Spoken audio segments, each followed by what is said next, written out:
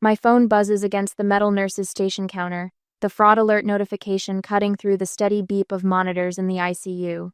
12 hours into my shift, my eyes burn from fatigue as I tap the screen. The number that appears makes my stomach drop. $7,250. Unauthorized charge. I nearly drop my stethoscope, my hands suddenly trembling as I read further. 5 airline tickets to Santorini, purchased today. I scroll through the transaction details, each name appearing like a slap.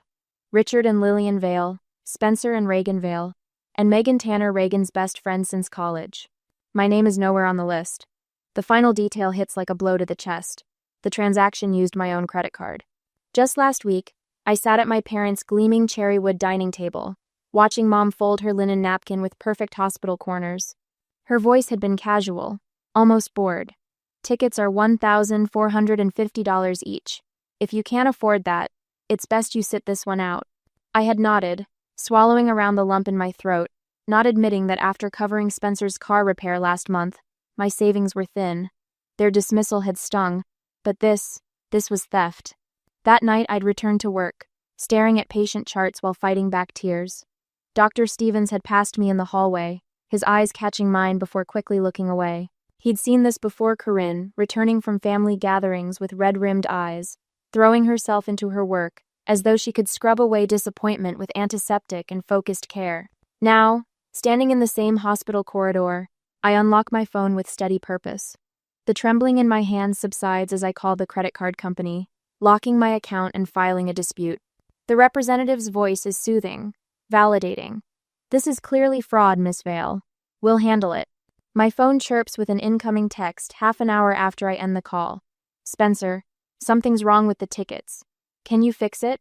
I stand straighter, shoulders back, as I type. Like you said, I stayed behind. The hospital corridor suddenly feels different, brighter somehow. I change every password I have, from banking apps to email accounts. My Amazon account, where they'd clearly stored my credit card information. My Apple ID. Everything. A weight lifts from my chest as I tuck my phone away and return to my patients. Mr. Jenkins needs his medication, and Mrs. Torres will want an update on her husband's surgery. Their needs are clear, honest, unlike my family's Torres. Within an hour, my phone vibrates continuously in my pocket. Missed calls from Mom, Dad, Spencer, Reagan. Voicemails stack up alongside increasingly frantic texts. "What's wrong with you?" "Dad's furious. They're going to miss their flight." I silence my phone, sliding it into my locker during my brief lunch break. My hands no longer shake. Instead, a strange calm settles over me as I realize what's at stake. I'll be the difficult daughter now, the one who ruined the family trip, the ungrateful nurse who doesn't understand what family means. For the first time, I see it clearly. I've never been their daughter or sister. I've been their financial safety net, the responsible one they call when bills come due or emergencies arise, the one who gives and gives while they take and take. Standing before my locker, I press my palm against the cool metal. "Not anymore," I whisper, the words a promise to myself. By the time my shift ends, there are 17 missed calls, 9 voicemails, and 32 text messages. I delete them all without listening or reading, the weight of obligation falling away with each tap of my finger. Tomorrow, they'll try again. They'll escalate. They'll manipulate. But tonight, for the first time in years, I drive home without their voices in my head telling me what I owe them. My apartment feels hollow tonight, the silence broken only by the hum of my refrigerator and the occasional car passing outside. 3 days have passed since I locked my credit card and changed all my passwords. I've been screening calls, deleting voicemails, and working extra shifts to avoid thinking about what comes next. The call from my bank changes everything. "Miss Vale, we've completed our preliminary investigation," says Marcus, the fraud specialist I've been working with. His voice carries a note of concern that makes my stomach tighten. "There's something you should know about the Santorini charges." I sit heavily on my couch, one hand clutching my phone, the other pressed against my chest. "What did you find?" "The authorized user account that made those purchases, it belongs to Spencer Vale." My breathing exercises fail me as my heart races against my ribs. That's impossible. I removed Spencer as an authorized user 2 years ago when he got married. According to our records, the account was reactivated 4 months ago through our online portal using your login credentials. The room tilts slightly. Not an impulse theft. Not a desperate moment. 4 months of planning, of deliberate deception. From my own brother. There's more. Marcus continues, his voice gentle now. We found a pattern of smaller purchases dating back to when the account was reactivated. Electronics stores, restaurants, sporting goods. I press my eyes shut as memories flash through my mind like a sickening slideshow. The lease I co-signed for Spencer's first apartment, the emergency loan when Reagan's car broke down, the expensive birthday gifts I couldn't afford but bought anyway because that's what family does. 12 years of financial support, culminating in theft. The total unauthorized charges, including the airline tickets, come to $9,540. My breathing steadies as something hardens inside me. Thank you, Marcus. I want to pursue this to the fullest extent. We'll continue our investigation, Miss Vale. In the meantime. My phone beeps with an incoming call. Mom. Again. I need to go. I tell Marcus. Please email me your findings. I switch to Mom's call, putting it on speaker as I stand and walk to my living room window. Rain patters against the glass, distorting the streetlights below into watery stars. Corinne, this has gone on long enough. Mom's voice fills my apartment, sharp with impatience. Your father and I have been trying to reach you for days. I've been busy. The rain intensifies, matching my mood. Too busy to respond to your family? Spencer and Reagan are devastated about their trip. Their trip on my credit card. Dad's voice cuts in. Honey, this is all just a misunderstanding. A misunderstanding, I repeat, watching raindrops race down my window. Is that what we're calling fraud now? You're overreacting, Dad says, his tone dismissive. These things happen in families. Theft happens in families? Good to know. Spencer's voice joins the chorus. Sis, I meant to ask you first. Things got hectic with planning, and I just stole $9,000 from me? My voice remains steady, surprising me. It wasn't like that. Reagan's tearful voice pierces through. You're ruining everything for everyone because you're jealous. You always do this, make everything about you when we're trying to be happy. I press my forehead against the cool glass. How long have you known Spencer was using my card, Mom? The silence stretches until Mom clears her throat. Well, he mentioned borrowing it for some small things. We assumed you were aware. You assumed. The rain blurs the world outside, matching my vision. Is this how you repay everything we've done for you? Mom's voice hardens. After all the sacrifices we made? Your father's retirement party is next month. How will this look? I turn away from the window. Like theft has consequences? Don't be dramatic, Dad interjects. Remember who co-signed your nursing school loans. This family has always supported you. The threat isn't subtle. I sit at my kitchen table, calculating exactly what financial independence will cost. Refinancing my loans, possibly changing jobs, if Dad makes calls to his hospital board friends, finding a new apartment my family doesn't have keys to. You need help, Corinne, Spencer says, his voice dripping with concern that doesn't reach his words. I'm worried about you. Everyone at the hospital knows how hard you've been working. If they heard about this mental breakdown. Don't threaten me, Spencer. My voice comes out low and dangerous, startling even myself. My phone chirps with an email notification. From Marcus. Subject line, fraud investigation, confirmation. I need to go. I say, cutting off whatever new manipulation was coming. The bank's fraud department just confirmed my dispute is valid. They're launching a full investigation. I end the call before they can respond, opening the email instead. Official letterhead, case number, confirmation that all charges will be reversed pending investigation. As I set my phone down that night, I wonder if I should simply distance myself from my family or formally document every penny they've taken. Cutting ties might bring immediate peace, but creating a record might force accountability. What would you do when those who should protect you become the ones you need protection from? 2 days later, the supervisor's office feels smaller than usual as she slides a printed email across her desk. The fluorescent lights cast shadows under her eyes, making her concern look more like suspicion. Your mother called yesterday. Director Palmer taps the paper with her French-tipped nail. She's worried about your mental health. The words land like a slap. I keep my face neutral, though my pulse quickens. My mental health is fine. She mentioned erratic behavior, mood swings. Director Palmer studies me with the same careful assessment she uses for unstable patients. Said you've been working too many shifts. I work exactly the hours I'm scheduled. My voice remains steady, despite the heat rising up my neck. Plus the occasional voluntary overtime. She suggested you might be having a breakdown from overwork. Of course she did. I picture Mom on the phone, voice honeyed with concern, while systematically undermining my credibility at the one place I feel competent and valued. My performance reviews are excellent, I say. My patient care is uncompromised. Director Palmer nods slowly. That's why I found the call. Concerning?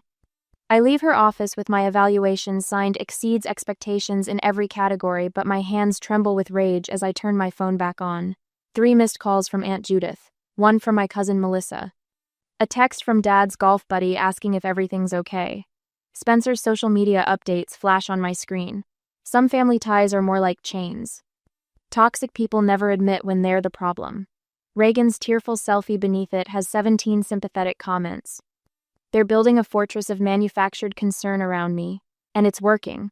Back home, I check my accounts, a habit that now sends my heart racing. The emergency fund I've maintained since nursing school has dwindled by almost $4,000. Connected accounts. Automatic transfers I never authorized. I sink onto my bed, breathing exercises failing to slow my galloping pulse. For 3 years, I've covered Spencer's car insurance, just until he gets that promotion. Last Christmas, I paid for Mom's knee surgery copay when Dad was temporarily short, Reagan's graduate school application fees. Each night, I lie awake, calculating the total. $9,540, and counting. The number cycles through my mind at 3 a.m. when sleep should come. At 4 a.m., I finally drift off, only to jolt awake an hour later, wondering what else they've taken that I haven't discovered yet. I start keeping meticulous records. Every check I've written, every Venmo transfer with a cheerful emoji that masked my growing resentment, every credit card charge that wasn't mine. Just gathering documentation for my accountant, I tell the bank representative who helps me access 2 years of transaction history later that morning. His eyes hold a flash of recognition he's seen this before. My phone continues to buzz with concerned relatives. Each night, I record audio notes in a password-protected app. The 12th of April. Spencer claimed his checking account was frozen due to suspected fraud. Borrowed $600 for rent. Still hasn't repaid despite 3 promotions since then. May 29th. Mom suggested I was being obsessive about money when I mentioned Spencer's unpaid loans. The 8th of July. Dad claimed he never heard about Spencer using my credit card until now, despite being at the airport with him when the charges were declined. The recording keeps my thoughts ordered, when their voices threaten to drown out my own certainty. Wednesday morning next week, I arrive for my shift, to find a coffee cup on the nurse's station counter with my name written on it. Doctor. Stevens nods from across the corridor, his silver hair catching the light. Under the cup is a folded note. Whatever you're going through, you're handling it with grace. Some family trees need pruning to stay healthy. The small kindness nearly breaks me. I tuck the note into my pocket and carry its weight like armor through my shift. That evening, a knock at my apartment door makes my stomach clench. Through the peephole, I see Dad's weathered face, the familiar creases around his eyes deeper than usual. Your mother sent me to reason with you, he says as soon as I open the door, not bothering with hello. This whole thing is getting out of hand. I step back, allowing him in but maintaining distance. It got out of hand when you watched Spencer steal from me and said nothing.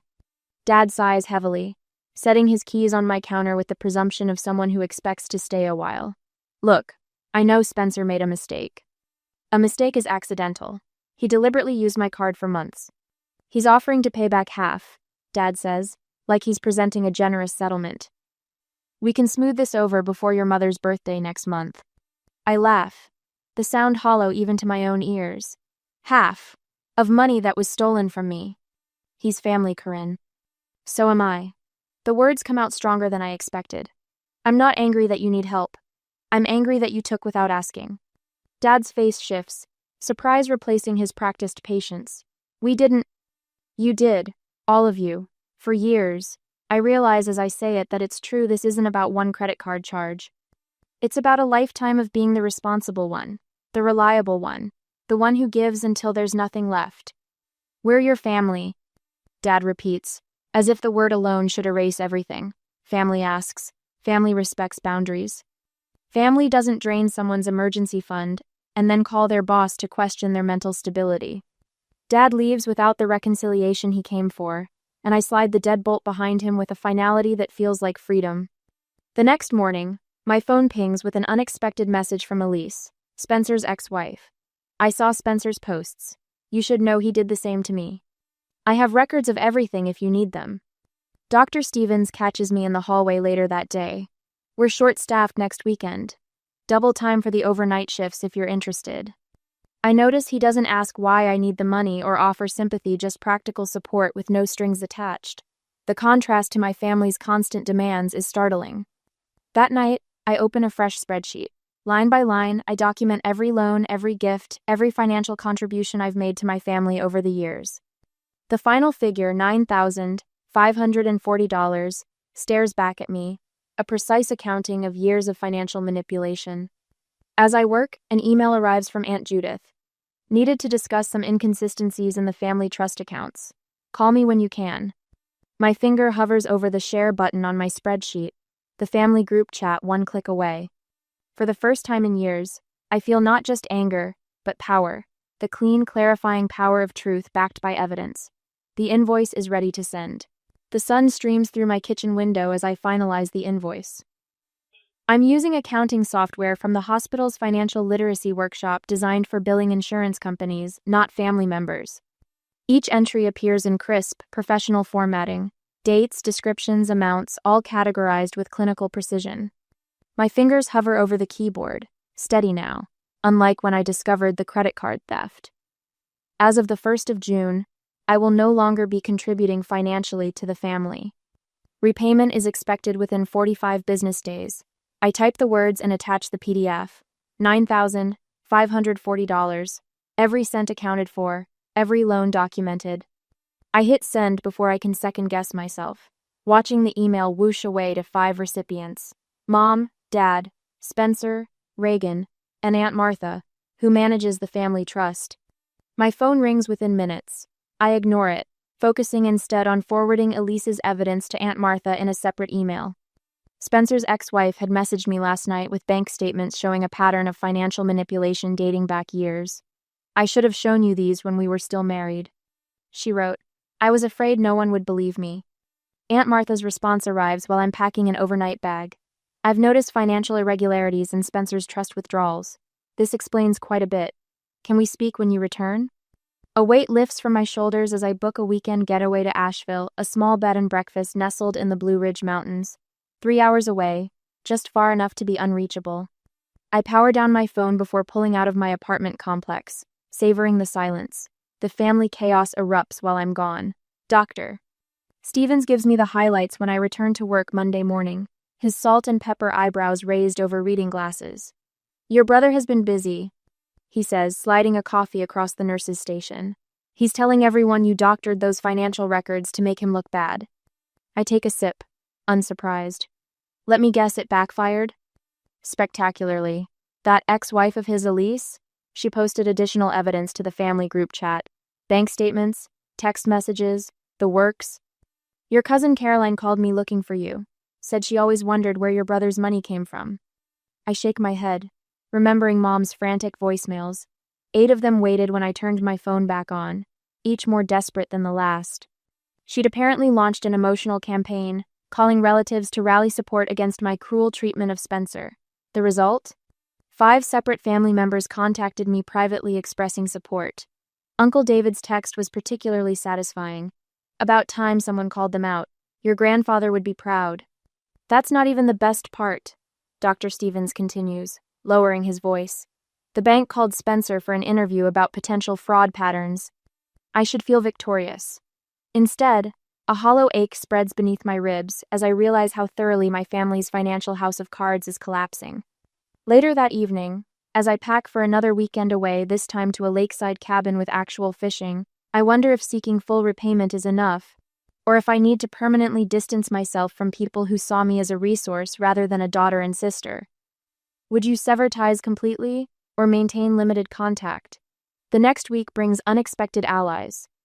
Elise sends additional bank statements, highlighting dates when Spencer withdrew money immediately before I loaned him similar amounts.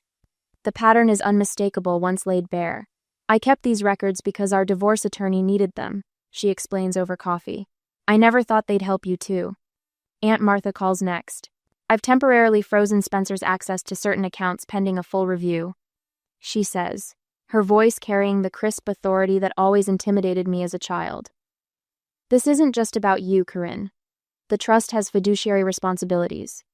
The most surprising call comes from HR at Dad's former accounting firm. Miss Vale, we're reviewing some historical expense reports filed by Emery Vale that show concerning patterns. We understand you've recently raised questions about family financial practices. Would you be willing to answer a few questions? I agree, providing only factual responses, neither defending nor condemning my father. The conversation leaves me nauseous but resolute. The family's financial house of cards continues its collapse throughout the week.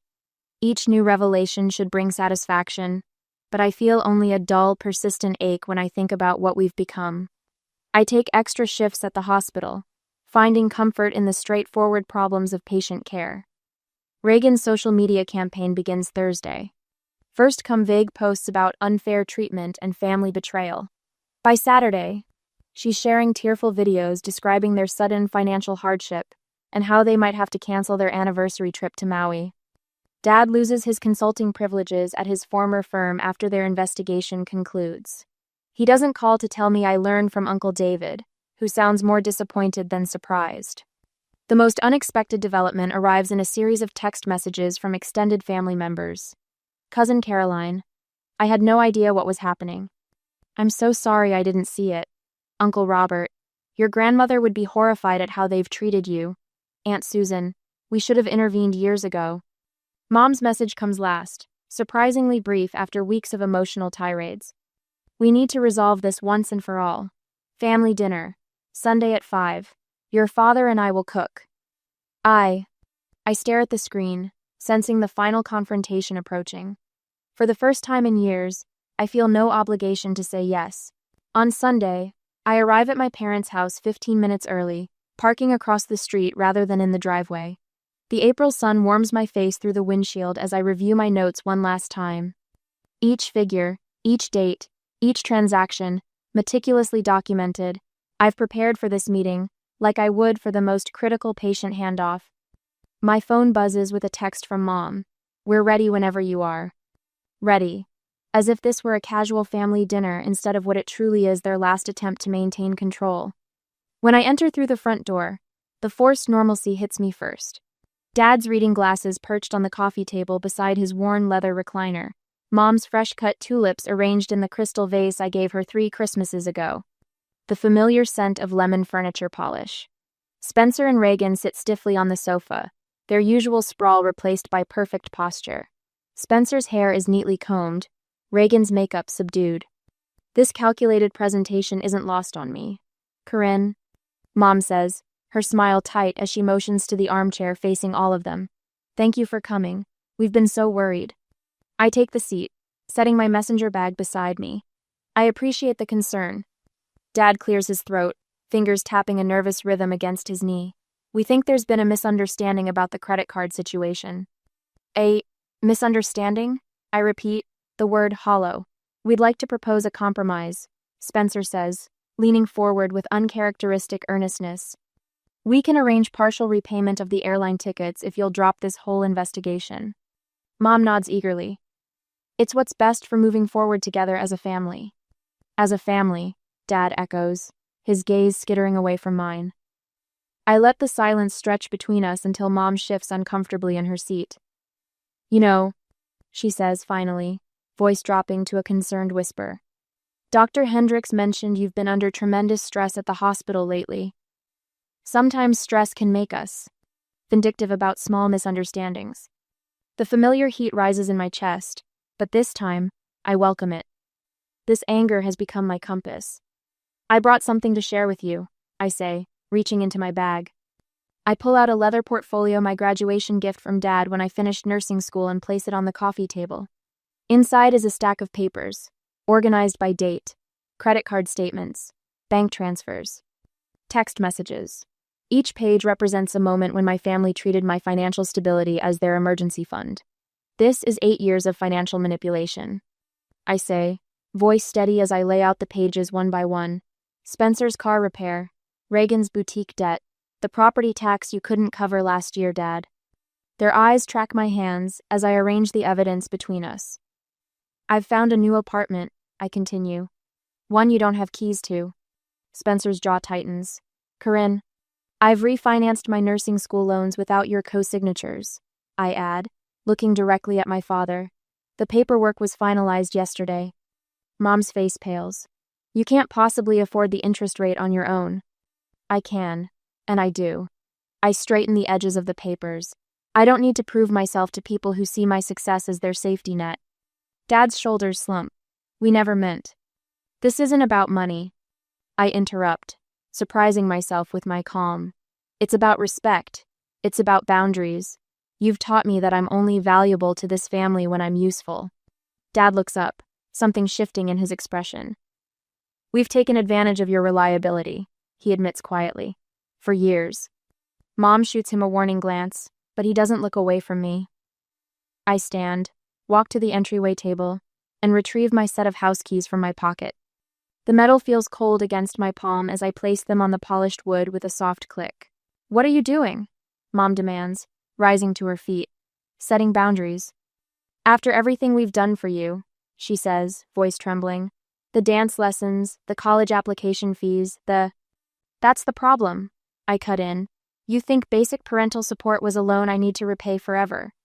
The silence that follows feels electric. Spencer stares at the floor, then looks up with reddened eyes. I used your card without permission. He confesses, voice cracking. Not just for the tickets. For months. I knew your Amazon password. I set up autofill for your card information. Reagan's composure finally breaks. I knew about it, she whispers. We both did. Your card was declined at the airport because we'd already maxed it out on other things. I absorbed this final betrayal with unexpected steadiness. And you, I say, turning to Dad. Did you know too? He nods once, unable to meet my eyes. I can't do this anymore, I tell them, retrieving my portfolio but leaving the keys. I deserve better than being your ATM. As I reach the door, Dad calls after me. Will we see you again? I pause, hand on the doorknob. That depends on whether you want a daughter or a bank account. The door closes softly behind me. I walk to my car without looking back, the weight of their expectations finally lifted from my shoulders. 3 weeks later, rumors reach me through hospital gossip. Spencer's facing potential fraud charges from his own bank, apparently. My credit card wasn't the only one he'd been using. Mom and Dad have gone silent, their usual weekly calls conspicuously absent. Dad shows up at my new apartment on a rainy Tuesday evening. His eyes are bloodshot as he stands in my doorway, refusing to come inside. I enabled all of it. He says simply, I should have protected you, not used you. I'm sorry, Corinne. I accept his words with a nod but make no promises. The following month, a certified envelope arrives at my apartment. Inside is a check for exactly $9,540, the precise amount from my invoice. No note accompanies it. None is needed. As I place the check on my kitchen counter, I realize with startling clarity that freedom isn't about forgiveness. Sometimes, it's about finally being seen. 3 months later, the light streams through uncovered windows in my new apartment, casting warm patterns across freshly painted walls. No more of the murky beige that had surrounded me for years now. Vibrant teal and sunny yellow brighten every corner. I hang a watercolor landscape, one I painted myself last weekend, adjacent to the window where morning light hits it perfectly. My phone chimes from the kitchen counter. For the first time in months, my shoulders don't tense at the sound. No more dread when checking notifications. No more anxiety about unexpected charges or family demands. How's the new place looking? Doctor. Stevens texts, with a photo of houseplants from the hospital gift shop. I send him a quick photo of my expanding collection, already thriving on my eastern-facing balcony. Beyond the plants, Denver's skyline glimmers in the distance. After my shift tonight, I'm leading a financial literacy workshop for new nurses. Protecting your financial health while caring for others seemed like the perfect topic after everything I've learned. Already, 3 younger nurses have scheduled private consultations about family financial boundaries. My easel stands in the corner, no longer collecting dust in storage. Last night, I stayed up until 2, working on a landscape of the Colorado mountains where I'll be hiking this weekend. The freedom to lose myself in painting again feels almost decadent after years of not enough time. My phone chimes again. This time, it's a family group text, another Vail family gathering next weekend. Mom has included me in the invitation list, her first attempt at contact since the check arrived. I type a simple response. Thank you for thinking of me. I have other plans that weekend. No apologies, no elaborate excuses, just a clear, calm boundary. Instead, I'll be meeting Jonah for dinner at that new restaurant overlooking the river, our third date. The anesthesiologist's calm presence and direct communication style have been refreshing after years of navigating my family's emotional minefields. Last week over coffee, he asked about my family. The question didn't trigger my usual anxiety.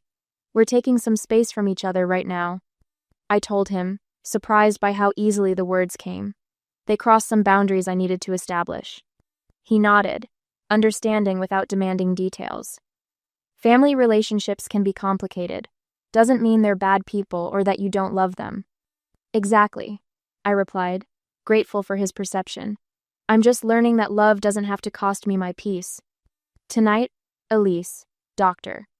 Stevens and my aunt are coming over to celebrate what Elise jokingly calls my financial independence day. A small gathering of people who supported me when I needed it most, expecting nothing in return. My aunt called yesterday to confirm she was bringing dessert. I have something for you, she mentioned. Just a small gift to mark the occasion. When they arrive, her package sits on my new coffee table, a framed calligraphy quote. You are not responsible for other people's comfort at the cost of your peace. The words shimmer against a watercolor background in my favorite blues and greens. We toast with sparkling cider in my new glasses. To boundaries that protect peace, Dr. Stevens offers, and people who respect them. 2. The next morning, I drive to Denver Memorial Hospital's foundation office. The woman behind the desk looks surprised when I hand her a check for exactly $9,540. I'd like this to establish a scholarship for nursing students who are supporting family members. I explain. Sometimes the caregivers need care too. Walking back to my car, I feel lighter than I have in years. On my dashboard sits my confirmation for the Advanced Cardiac Certification program I've applied for, alongside a brochure for the Telluride weekend Jonah suggested for next month. Back home, I pause before the shadow box hanging in my living room, the cashed check from my family mounted beside my old house keys. Not a trophy of victory, but a reminder of growth. Standing on my balcony, I water my new plants as morning light spills across the city. As I watch the sunrise from my own space, I wonder if forgiveness is always necessary for healing, or if sometimes the best closure is simply moving forward without looking back. What would you choose?